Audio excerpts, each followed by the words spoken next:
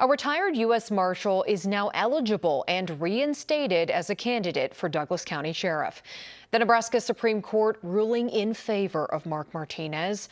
Martinez, a Democrat, filed an emergency appeal this week, just days after the Douglas County Election Commissioner ruled he was not eligible to run. The Douglas County GOP accused Martinez of being underqualified to run for the position because he does not have an active law enforcement certificate.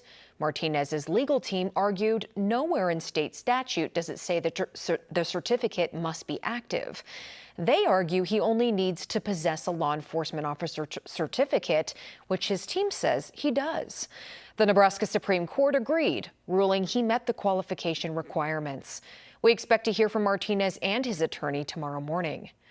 The Nebraska Democratic Party chair, Jane Klebe, reacting to the ruling today, saying in part, quote, Mark Martinez, a police officer and U.S. Marshal, will be on that ballot because voters, not party bullies, chose who keeps them safe.